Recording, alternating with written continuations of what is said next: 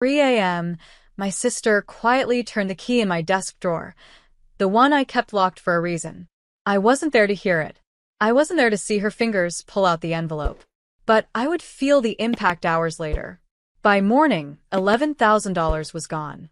Not stolen in the shadows by a stranger, but spent in the daylight on a first-class ticket to Japan. And not just for herself. She brought along our cousin, too. Matching luggage, designer clothes, new electronics. Her Instagram lit up before I even had time to breathe. 7 days later, she came back, smiling, sunburned, and wrapped in expensive gifts. And when I confronted her in the living room, my father didn't even let me finish. "Stop pretending," he said sharply, like I was insulting his intelligence. "She would never touch your money. She's your sister." The words made my throat tighten, because the truth wasn't in my head, it was in black and white. The receipts, the timestamps, the camera footage from the hotel lobby. But I didn't argue. Not that day. Instead, I sat down on the couch, opened my laptop, and let them keep talking. Let them call me dramatic. Let them call me bitter. Because while they dismissed me, they didn't realize one thing. The card she used wasn't mine. It was ours.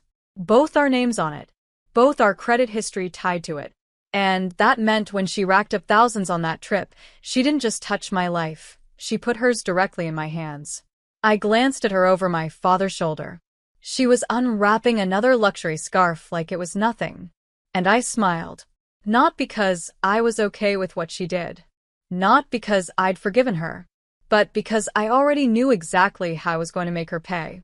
And she would watch it happen, helpless, as everything she thought was hers disappeared, one swipe at a time. If this ever happened to you, say same in the comments. The difference between revenge and justice?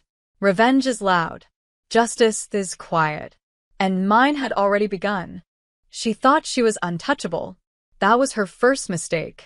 I didn't confront her again after that day. I didn't cry, yell, or send long texts explaining how badly she'd crossed the line. Instead, I waited. Watched. The credit card company was very interested in hearing my concerns. Especially when I mentioned the exact dates, locations, and purchase records, all signed electronically in her name, as well as mine. It wasn't theft in the legal sense. It was shared debt. And debt is a slow, patient weapon when you know how to wield it. The first step? I froze the account. No warning. 1 minute she was at the mall checkout, grinning with her arms full of shopping bags. The next, she was holding a declined card in front of a line of impatient customers. She called me. I didn't answer. The second step? I requested a full transaction review, which, per policy, temporarily lowered our shared credit limit until investigation completion. That meant every monthly bill she relied on, streaming subscriptions, her gym membership, even the luxury spa she bragged about, started bouncing. 3 weeks in, her tone shifted. From smug to defensive. From defensive to desperate. Dad called, too. "Fix this. You're ruining her life." But I remembered standing in that same living room, my $11,000 gone, and him saying, "Stop pretending." I remembered the way she smirked over her shopping bags like my pain was an inconvenience. So I smiled and told him, "I'm just following the bank's process. You wouldn't want me to lie to them, would you?" The silence on the other end was almost sweet. Then came the third step. And this one? It wasn't financial. It was social. I sent the bank's written notice, the one listing her spending irregularities, to the family group chat. No caption. No explanation. Her vacation photos used to get hundreds of likes. Now, every post was met with cold quiet. And still, she had no idea I wasn't done. Because this wasn't about getting my $11,000 back anymore. This was about making sure she never forgot what she did every single time she tried to buy her way into feeling above me again.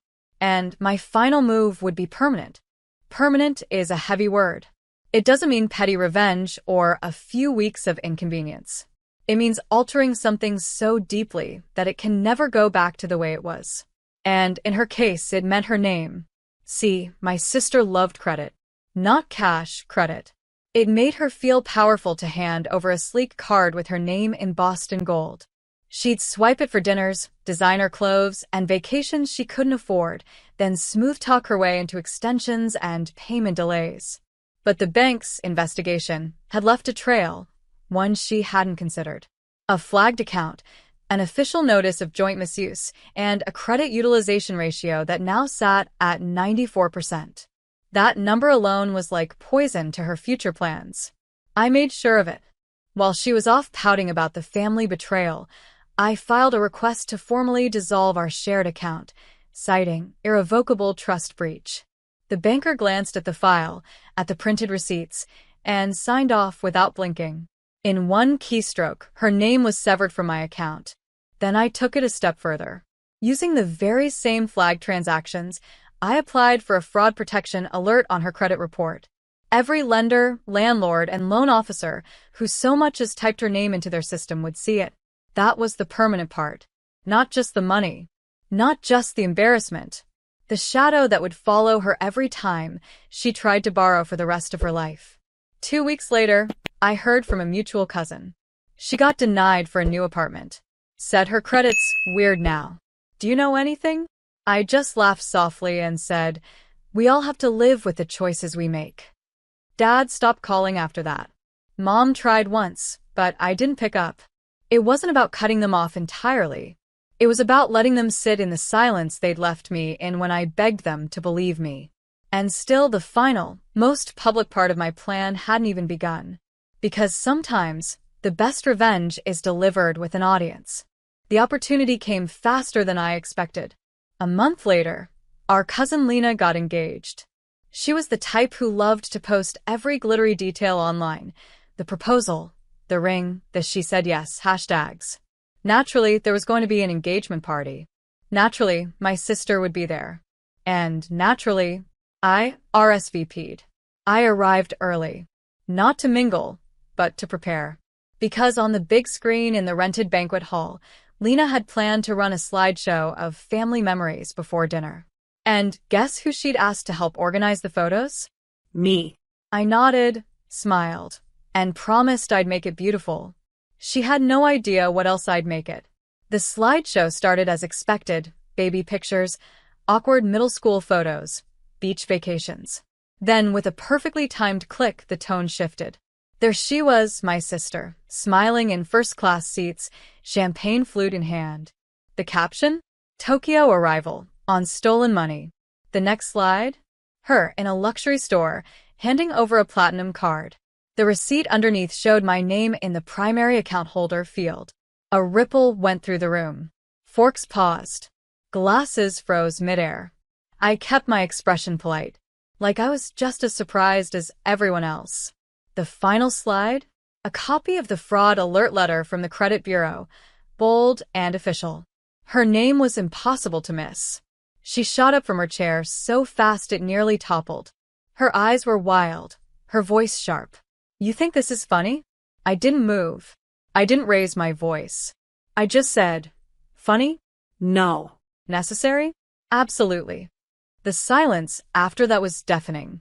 Somewhere in the back, someone muttered, she really did that? Someone else whispered, $11,000.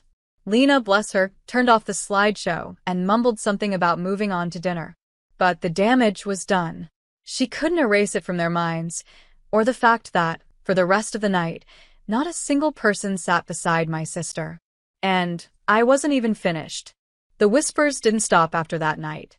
By the next morning, the family group chat had gone silent, except for one message. It was from my father. You've embarrassed your sister. Fix this. I stared at it for a long time. Embarrassed her? I was the one who had my savings stolen. I was the one who was told to stop pretending by the same man now defending her. I didn't reply. Instead, I took a deep breath and logged into my bank account. Because my sister hadn't just used the $11,000. She'd maxed the card out. And now she was about to learn what happens when you build your little fantasy on someone else's name. I contacted the fraud department, gave them every screenshot, every receipt, and most importantly, the travel itinerary in her own email. They froze the account instantly. But that was just the start. Next, I called my insurance company. Because the moment the fraud case was processed, my sister's precious trip purchases, every handbag, every piece of jewelry, every souvenir she brought home to brag about, would be reclassified as stolen goods. And by law, stolen goods have to be returned. 3 days later, I got the notification. The account reversal was approved. $11,000 back to me. And my sister's name now sat proudly in the active fraud investigation column. That same afternoon, a courier knocked on her door. Witnesses say she stood there in her pajamas as the man calmly handed her the order. Return everything. The handbags, the gifts, even the $1,200 silk kimono she'd worn for her welcome home photo shoot. Neighbors watched from their porches as she stuffed boxes into the back of a truck. Someone even filmed it, and yes, it made it to Facebook. My father didn't text me again, but I know he saw it, because later that night, my phone lit up with a missed call from my cousin Lena. When I answered, she didn't even say hello. She just whispered, "You do realize she's not going to recover from this, right?" I smiled to myself. That's the point. 2 days passed before my sister dared to show her face again.